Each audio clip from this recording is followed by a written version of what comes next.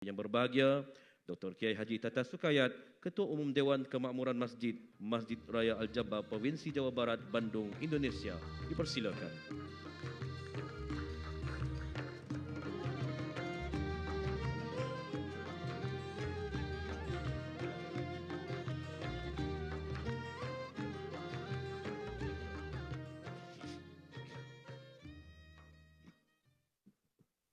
Dengan hormatnya menjemput yang berbahagia Profesor Badia Dr. Haji Tata Sukayat untuk membentangkan tajuk Amalan Pengurusan dan Pengimaraan Masjid Terbaik, Pengalaman Masjid Raya Al-Jabar, Bandung, Indonesia. Dengan segala hormatnya, majlis mempersilakan. Assalamualaikum warahmatullahi wabarakatuh. Alhamdulillah, assalatu wassalamu ala rasulillah, Sayyidina Muhammad ibn Abdillah, wa ala alihi wa sahbihi wa mawalah, amma ba'du. Yang berbahagia Datuk Haji Wisnu bin Haji Toha yang dipertua Majlis Islam Sarawak, sahabat, senior, sekaligus guru saya, meskipun bertemu tak terlalu lama, tapi inspirasi dan motivasi beliau cukup mengena bagi saya khususnya. Yang berbahagia Datuk Haji Abdul Hadi bin Datuk Abdul Qadir, anggota Majlis Islam Sarawak, merangkap Ketua Pegawai Eksekutif Lembaga Amanah Kebajikan Masjid Nagari Sarawak. Yang dihormati para panel pembentang yang ilmunya begitu melaut, sudah dalam ya luas pula. Sangat baik untuk kita simak segala nasihat dan fatwanya. Ketua-ketua jabatan, para peserta muktamar, lembaga amanah khairat, ketua masyarakat dan ketua kaum, serta jawatan kuasa pengurusan masjid dan surau yang sama-sama hadir, yang tidak saya sebutkan satu persatu tanpa mengurangi hormat dan takdim saya. Tuan-tuan dan puan-puan yang berbahagia, yang hadir pada kesempatan yang dimuliakan Allah Subhanahu wa Ta'ala. Pada kesempatan yang mulia ini, insya Allah saya menjelaskan satu kondisi objektif Masjid Raya Al-Jabar. Saya diberi amanah oleh Gubernur Provinsi Jawa Barat menjadi Ketua Umum Masjid Raya Al-Jabar. Yang kedua, Idarah, Imarah, dan Riayah Masjid Raya Al-Jabar.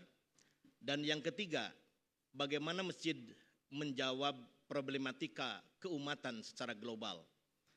Apa yang saya sampaikan tidak semuanya baru, karena para pembentang sebelumnya sudah menyampaikan banyak hal.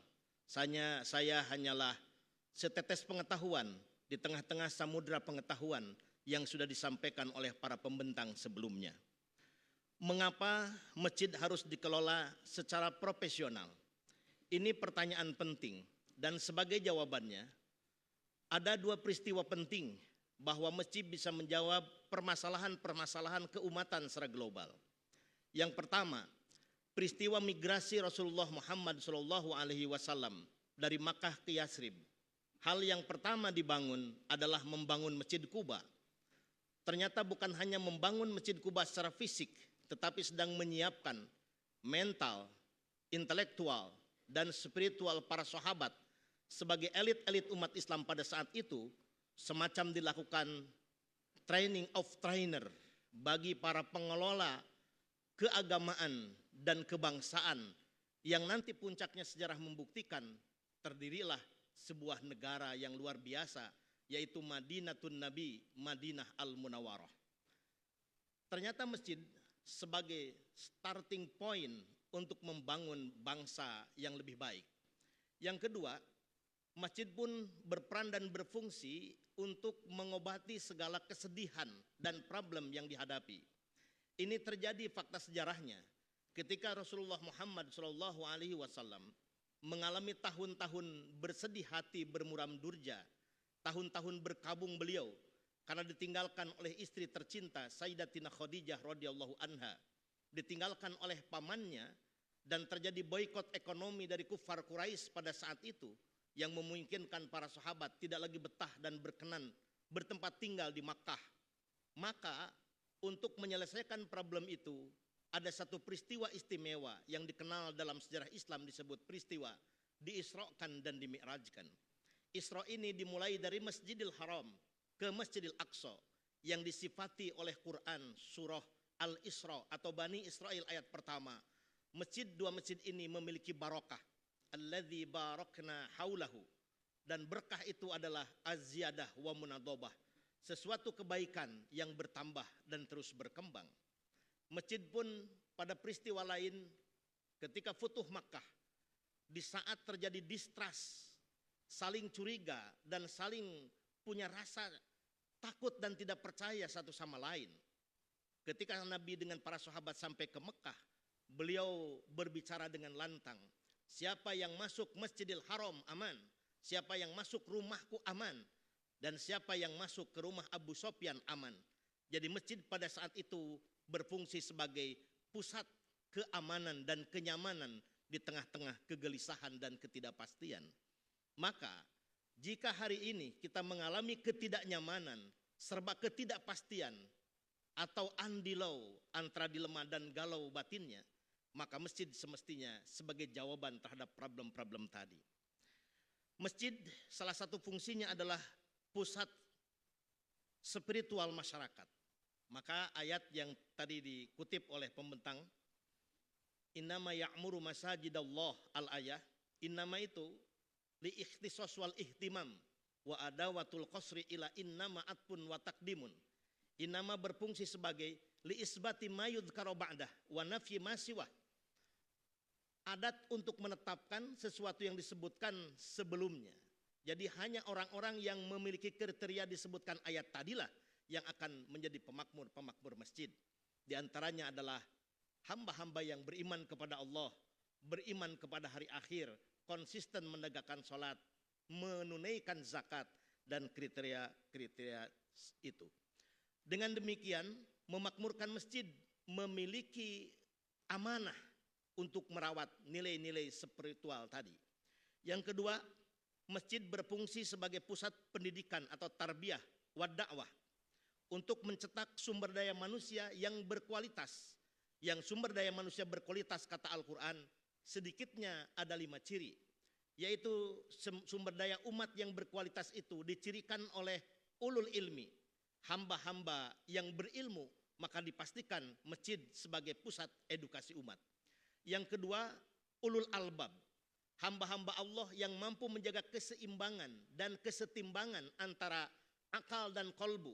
Karena manusia punya 2 fakultas penting, fakultas fikir dan fakultas dzikir untuk bisa menyeimbangkan antara iman dan ilmu.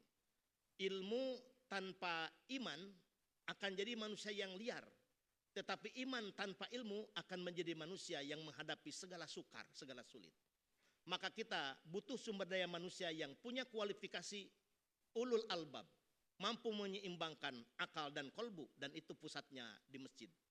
Yang ketiga, sumber daya manusia yang berkualitas itu adalah ulul absor, yaitu punya ketajaman mata batin sehingga tidak mudah tertipu oleh gemerlapnya dunia. Maka basirah adalah mata batin yang selalu melihat di tengah-tengah kegelapan, apalagi dalam suasana terang benderang. Yang ketiga, yang keempat adalah ulin nuha, hamba-hamba Allah yang punya pengalaman empirik yang kelak akan dijadikan sebagai guru hidup dan kehidupannya. Betapa aktivitas di masjid menjadi pengalaman-pengalaman baik untuk pembentukan leadership, jiwa kepemimpinan, untuk membentuk calon-calon manajer, yaitu pengelolaan segala sesuatu yang diawali dari pengelolaan masjid, transparansi anggaran secara administratif. Tidak ada transparansi anggaran yang paling transparan kecuali di masjid yang biasa disampaikan pada momen hari Jumat, pertanggungjawabannya seminggu sekali. Yang keempat, yang kelima, sumber daya manusia berkualitas itu adalah ulul amri, mampu menjadi pemimpin yang selamat dan menyelamatkan. Maka masjid jika berperan dan berfungsi sebagai pusat edukasi umat, tujuan utamanya adalah mencetak ulul ilmi, ulul albab, ulul absar, ulil nuha, dan pada puncaknya masjid siap mencetak ulul amri, yaitu pemimpin-pemimpin yang selamat dan menyelamatkan masyarakat. Masjid berfungsi sebagai pusat pelayanan sosial. Masjid sebagai penggerak ekonomi umat. Dari konsep masjid barokah, alladzi barokna haulahu, salah satu berkahnya adalah masjid. Maka di Bandung, di kita, alhamdulillah mengembangkan sebuah konsep koperasi berbasis masjid. Saya yakin di Sarawak ini pengelolaannya lebih senior, lebih baik dan lebih profesional. Jadi mereka yang kesulitan ekonomi tidak lagi lari ke bank yang bersifat liberal, tetapi bisa back to Moscow, kembali ke masjid. Insya Allah kalau urusan pinjam akan banyak jamaahnya. Kemudian yang kelima, masjid berpusat sebagai simbol peradaban Islam modern. Peradaban yang dianggap sekuler tidak bisa hanya kita caci maki dan kita benci, tetapi harus hadirkan sebuah solusi. Maka solusinya adalah masjid harus menjadi pusat peradaban modern yang tidak teralienasi dan tidak mengisolasi diri dari peradaban modern yang semakin canggih di era milenium ketiga ini. Mengapa masjid harus menjadi pemberdayaan umat? Apa saja yang bisa kita berdayakan? Bapak Ibu sekalian, khususnya ini otokritik buat negara kami. Negara-negara dunia ketiga atau negara-negara berkembang rata-rata memiliki 5 kemiskinan yang nampak. Yang pertama adalah miskin ilmu. Kalau kita hitung jumlah kefakaran, negara-negara maju itu per 1 juta penduduk, mereka punya fakar 1.600 orang. Tapi di negara-negara berkembang, per 1 juta penduduk hanya memiliki 65 fakar. Bahkan belasan fakar saja. Ini keprihatinan kita. Jumlah lulusan sekolahnya banyak, lulusan sarjananya banyak, tetapi fakar sedikit. Fakar itu yang expert pada bidang tertentu sehingga menjadi lampu yang menerangi gelapnya peradaban. Yang kedua, kita masih menghadapi miskin metodologi, miskin cara. Dengan cara yang baik, yang susah itu menjadi mudah, yang tidak mungkin menjadi mungkin. Tetapi kalau ilmu metodologinya lemah atau caranya lemah, yang mudah itu tidak bisa diselesaikan. Yang sulit akan dianggap sebagai takdir dari sananya sudah demikian. Jadi tidak ada upaya. Kemudian yang ketiga, miskin informasi. Media sosial yang demikian mengglobal itu tidak menjadi informasi penting, hanya menjadi suatu berita yang kadang-kadang mengaburkan dari makna. Kemudian ini rata-rata yang keempat, miskin ekonomi. Secara ekonomi tidak termasuk sumber daya manusia yang punya kekuatan finansial yang kuat. Dan puncaknya dari 4 kemiskinan tadi akan menghasilkan sebuah akumulasi yang luar biasa, yaitu terciptanya miskin pekerti atau miskin akhlak. Bapak Ibu, Tuan dan Puan yang saya hormati dan Allah muliakan, apa fungsi masjid dalam pemberdayaan umat serta pemberdayaan masyarakat? Ada 4 hal yang penting. Yang ini sudah disampaikan oleh guru kita semua tadi, Datuk Wisnu. Yang pertama, mengembalikan masjid menjadi pusat edukasi. Yang kedua, menjadikan masjid sebagai pusat informasi umat. Informasi yang benar, yang khobar itu definisinya mahtamal sidq wal kadhib. Untuk menemukan informasi yang shadik, yang baik adalah di masjid. Maka Dr. Ibrahim Imam dalam Usulul I'lanil Islami ketika mendefinisikan tabligh itu sebagai tajwidun nas bil akhbari sahihah wal ma'lumatis salimah wal haqa'iqis sabitah liyakunal haqqaiman wal qistu. Memberikan informasi yang benar di antara hal pentingnya. Kemudian menjadi pusat rekreasi. Di tengah-tengah kepenatan maka Al-Jabar menghadirkan sebuah nuansa rekreatif, ya. Jadi disebutnya wisata, halal dan lain-lain. Kemudian pusat integrasi, ini hal yang terpenting. Bagaimana masjid menjadi payung bersama bagi semua mereka yang beragama Islam. Bahasa Datuk Wisnunya itu, asal Anda Muslim, saya Muslim, apapun negaranya, apapun beda bangsa dan bahasanya, akhul Muslim, al Muslim, akhul Muslim. Innamal mu'minuna ikhwatun fa aslihu baina akhwaikum wattaqullah la'allakum turhamun. Tipologi masjid, setidaknya ini di negara Indonesia kita punya beberapa tipologi masjid sesuai dengan tingkatannya. Ada masjid negara. Di tingkat pusat kita punya masjid pusat yang disebut Masjid Istiqlal di Jakarta. Mungkin Bapak Ibu sudah pernah ke sana ya Tuan dan Puan. Di tingkat provinsi, di seluruh provinsi ada masjid yang disebut dengan masjid raya. Seperti Masjid Raya Al-Jabar. Itu masjid level provinsi, kewenangannya di bawah Gubernur Provinsi Jawa Barat. Di level di bawah gubernur ada kabupaten kota. Istilah masjidnya disebut sebagai Masjid Agung. Di tingkat kecamatan ada yang disebut dengan masjid besar. Di tingkat desa atau kelurahan ada yang disebut dengan masjid jami. Ada juga masjid khusus. Masjid di pusat pendidikan, masjid di pusat pariwisata, masjid di pusat perbelanjaan, dan masjid yang levelnya lebih kecil lagi disebut musola. Ada pengurus masjid disebut DKM, Dewan Kemakmuran Masjid, yang memiliki fungsi 3, idaroh, imaroh, dan riayah. Rekannya ada yang disebut dengan DMI, Dewan Masjid Indonesia, dari tingkat pusat sampai tingkat kabupaten kota. Ada lagi IRMA, Ikatan Remaja Masjid, untuk para aktivis masjid. Di Masjid Raya Al-Jabar kami punya Gemar, Generasi Muda Masjid Raya Al-Jabar. Kemudian ada MPA, Majelis Pemberdayaan Perempuan Al-Jabar. Dan ada kegiatan-kegiatan lain yang sifatnya insidental. Masjid Raya Al-Jabar sebuah ikon peradaban Islam Jawa Barat. Ini penjelasan atau informasi kondisi objektif bangunan masjid. Kawasannya terdiri dari 26 hektar. Kapasitas ruangan masjid tempat sholatnya bisa menampung 80.000 jamaah. Kemudian destinasi religi nasional, karena kita menyiapkan ada yang disebut dengan galeri museum Rasulullah SAW. Kemudian jadi ruang publik Islami, kita punya aula kapasitasnya 3.000 orang. Ada ruang edukasi yang kapasitasnya 200 orang maksimal.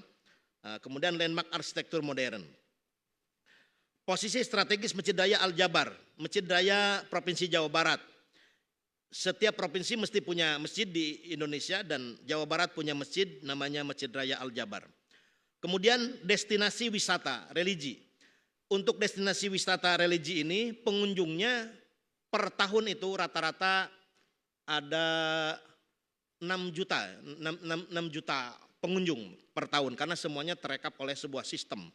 Kemudian pusat pendidikan Islam, kemudian ruang publik modern, simbol pelayanan keagamaan pemerintahan Provinsi Jawa Barat. Jadi kalau ada persoalan-persoalan keagamaan, salah satunya diarahkan oleh pihak Provinsi Jawa Barat ke masjid. Kalau masalah ke masjid Pak, harusnya bukan masalah ke masjid itu ya. Visi kita menjadi masjid raya provinsi yang istimewa pada tahun 2030. Misinya, pertama istimewa merawat Masjid Raya Al-Jabar sebagai Baitullah, sebagai rumah Allah. Ini banyak sekali yang melakukan otokritik melalui media sosial. Rajin ke Masjid Raya Al-Jabar tapi tidak sholat, untuk selfie saja. Nah maka kita ini tertantang Datu Wisnu. Kemudian istimewa dalam mewujudkan Masjid Raya Al-Jabar sebagai wajah Islam rahmatan lil alamin. Bapak Ibu tahu kalau di negeri kami itu banyak sekali faksi-faksinya, ormas-ormas Islam dan corak keagamaan. Maka Masjid Raya Al-Jabar menerima semua corak dan perbedaan itu. Ada yang senangnya dengan marawis dan kami siapkan marawis yang besar yang bernama bedug. Kami berikan jadwal silahkan bersolawat pakai marawis di dalam masjid. Ada yang anti maka jadwalnya dibedakan supaya tidak terjadi mujadalah.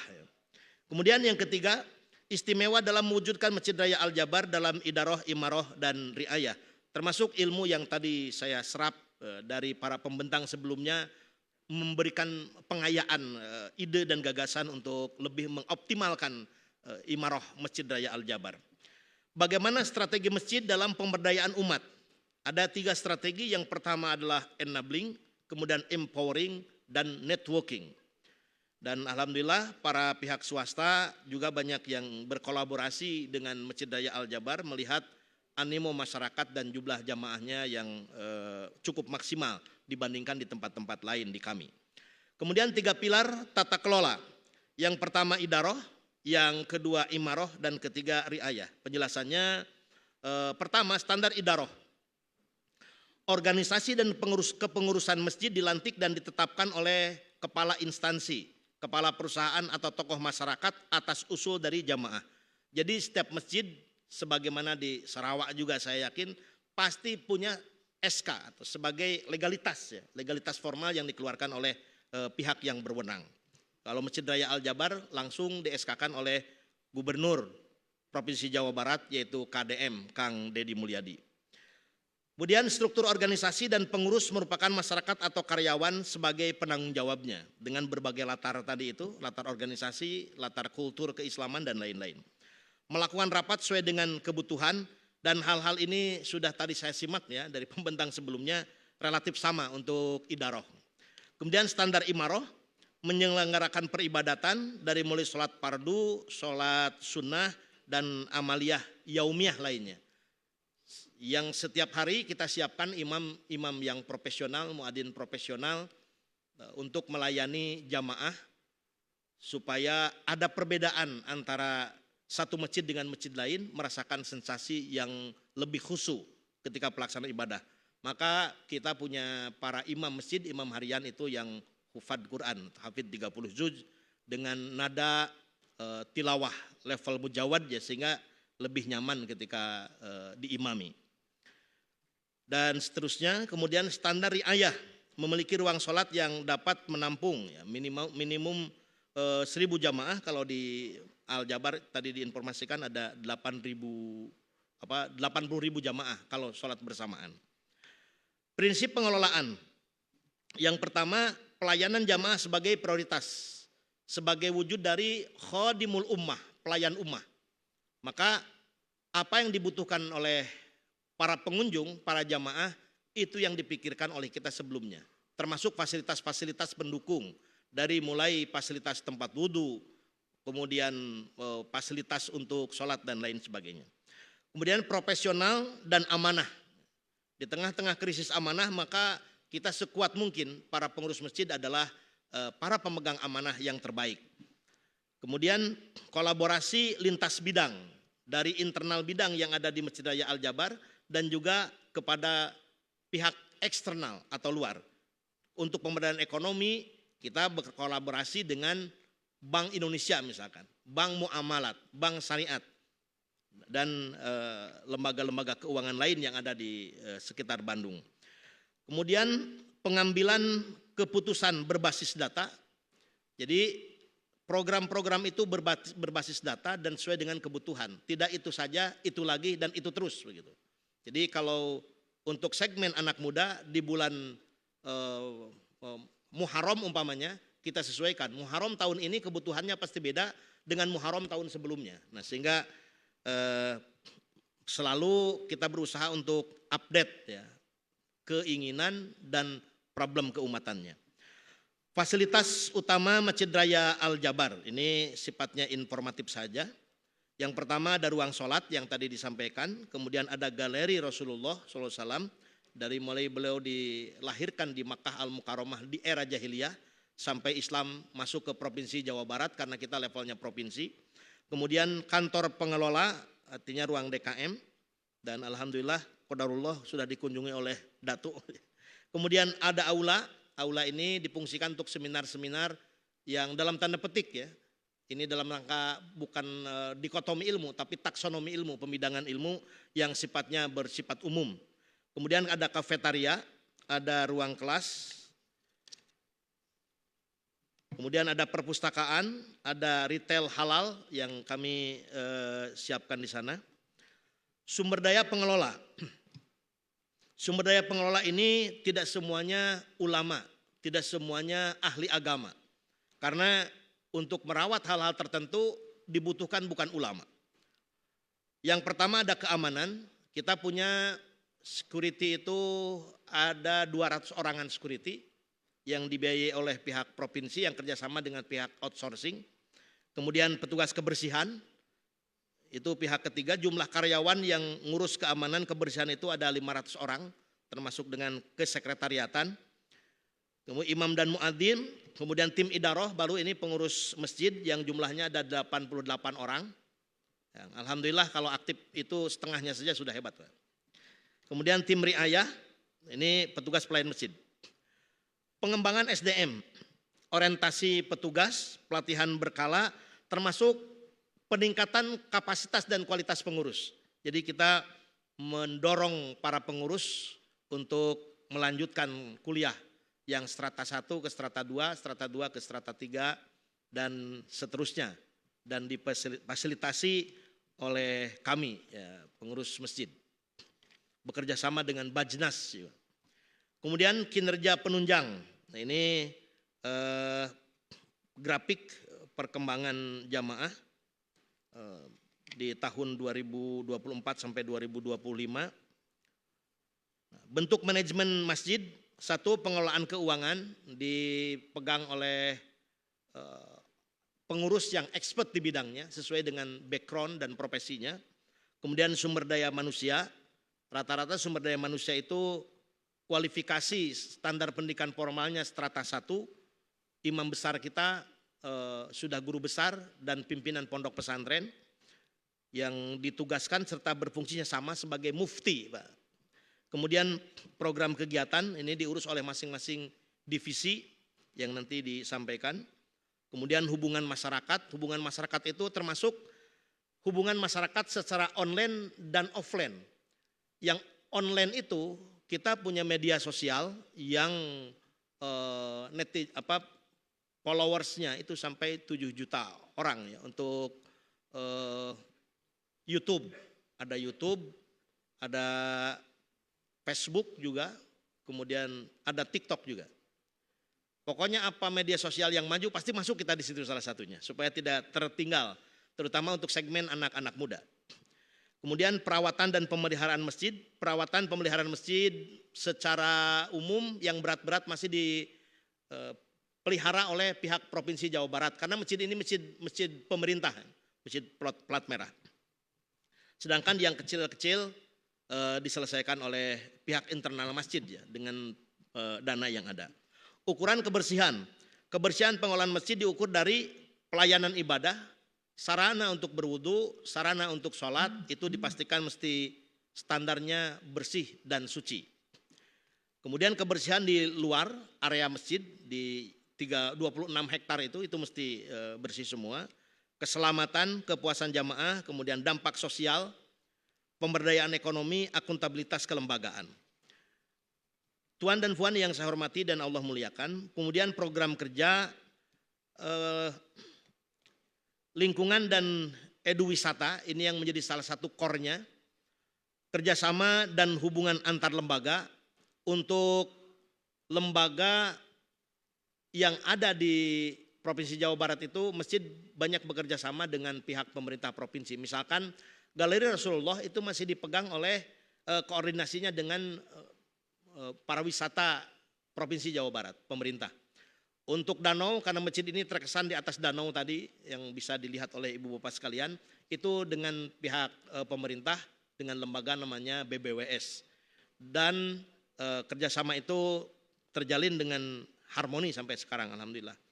Kemudian pemberdayaan ekonomi dan JISWAF, pemberdayaan pendidikan kajian remaja perempuan dan anak, humas dan rebranding masjid. Setiap kegiatan yang layak ditayangkan, ada yang layak ditayangkan di YouTube, ada yang di TikTok dan Instagram.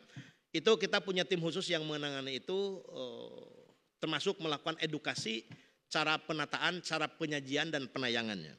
Kemudian tantangan dan agenda pengembangan masjid, saya rasa ini sama dimanapun kita selalu berhadapan dengan tantangan yang paling kuat di internal ataupun di eksternal. Di internal, konsistensi dan komitmen para pemakmur masjid untuk memakmurkan masjid tanpa orientasi apapun, kecuali menjadi hamba-hamba yang siap mewakafkan dirinya di masjid. Ini tantangan yang luar biasa, tidak mudah. Yang kedua, tantangan eksternal untuk mengembalikan umat dan masyarakat ke masjid itu banyak sekali halangannya. Dari sisi kesibukan, dari sisi orientasinya, dan tentu dari sisi penyakit spiritual ya, malah secara kultural. Kalau ada konser yang sifatnya umum tanpa diundang, datang, yang sakit pun sembuh tiba-tiba. Tapi kalau urusannya ngaji di masjid, yang sembuh pun rata-rata jadi agak sakit-sakitan.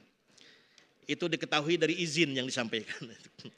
Dokumentasi kegiatan yang sifatnya akbar di Masjid Raya Al-Jabar, ini beberapa saja. Ini kunjungan istimewa Kepala Kantor Staf Kepresidenan, Jenderal Dudung.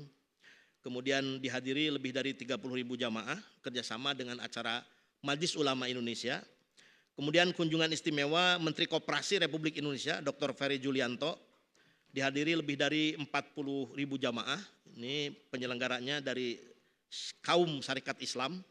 Kemudian World Peace Forum 2026 bersama Kedutaan Besar Palestina dalam rangka penguatan empati dan himbauan kepada umat untuk saudara-saudara kita yang di Palestina sampai hari ini mereka tak kunjung merdeka. Meskipun hanya sebatas doa yang disampaikan secara moral dan material, kita memberikan dukungan dan penguatan. Kemudian menyambut tahun baru, ini dihadiri 60.000 jamaah baru 1 bulan yang lalu, dihadiri oleh Gubernur Provinsi Jawa Barat dan Menteri Agama Republik Indonesia Prof. Dr. Nazaruddin Umar. Itu gambaran sepintas karena diminta, jadi mohon maaf kalau ada yang baik-baiknya dalam rangka tahadus binikmah, kalau ada yang buruk-buruknya dan kurang-kurangnya, saya rasa tidak usah belajar ke kami. Kami menunggu Tuan dan Puan, Bapak Ibu sekalian untuk berkunjung ke Masjid Provinsi Raya Al-Jabar.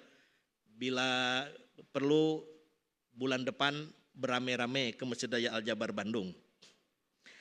Demikian, mohon maaf jika penyampaian ini banyak salah dan kekurangan. Saya punya moto, sampaikan yang diamalkan dan amalkan yang disampaikan. Insya Allah kita selamat dunia dan akhirat. Terima kasih Datuk, mohon maaf atas segala kekurangannya.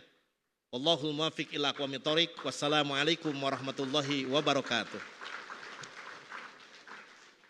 Hadirin hadirat yang dimuliakan, seterusnya adalah segmen yang kedua, yaitu sesi soal jawab.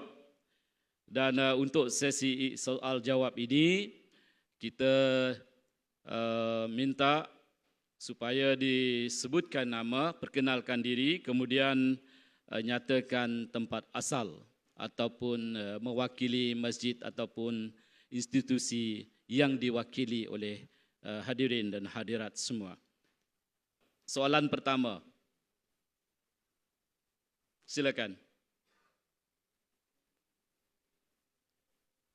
Assalamualaikum warahmatullahi wabarakatuh.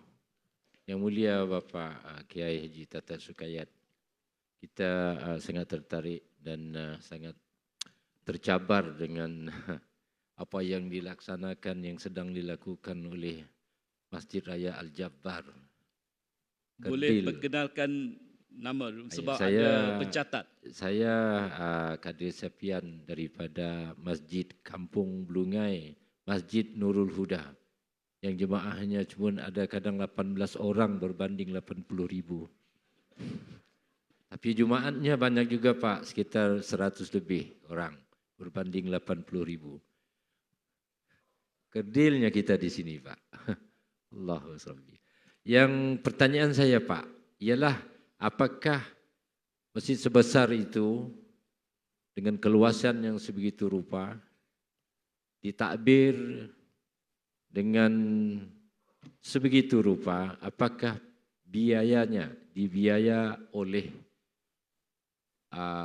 pemerintah atau turut dibiayai oleh kaum muslimin dan muslimat di Indonesia? Terima kasih Pak. Karena melihat kepada jumlah pekerjanya saja, yang pekerjanya dari imamnya sampai ke bawah itu sudah sekitar ribuan orang. Jadi biayanya itu yang menyulitkan Pak. Terima kasih. Baik, itu soalan yang pertama. Saya ingat mungkin boleh jawab dulu kerana kita masih ada masa.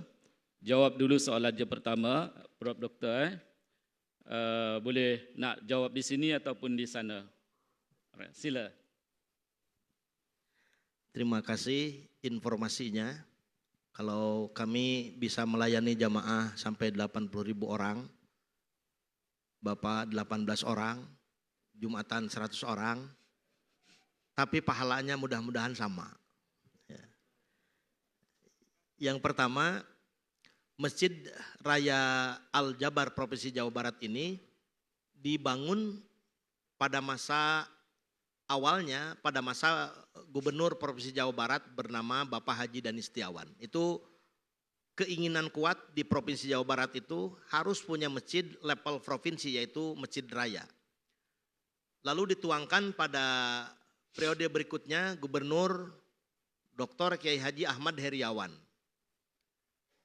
Pembebasan lahan seluas 26 hektar. Yang ketiga dibangun pada masa Gubernur RK Ridwan Kamil, karena kebetulan juga arsitek, maka dibangunlah pada bertepatan dengan musim Covid waktu itu, sedang pandemi. Dan diresmikan pada 1 Januari 2022. Kemudian masih ada sisa-sisa pekerjaan dan hal-hal yang belum selesai itu disempurnakan pada masa gubernur sekarang, yaitu Gubernur Deddy Mulyadi, dengan anggaran yang cukup fantastis, ya. 1 triliun. Untuk pemeliharaan 500 karyawan untuk petugas kebersihan, keamanan dan teknisi itu dibebankan pada pemerintah Provinsi Jawa Barat. Artinya 500 karyawan itu upahnya diberi tiap bulan oleh pemerintah Provinsi Jawa Barat. Untuk petugas kebersihan itu 22 miliar per tahun. Untuk petugas keamanan ada sekitar 13 miliar per tahun. Dan untuk pemeliharaan 10 miliar per tahun dari Provinsi Jawa Barat. Tapi Provinsi Jawa Barat juga mengambil hal-hal yang bisa dikomersilkan di Masjid Raya Al-Jabar, yaitu parkir berbayar.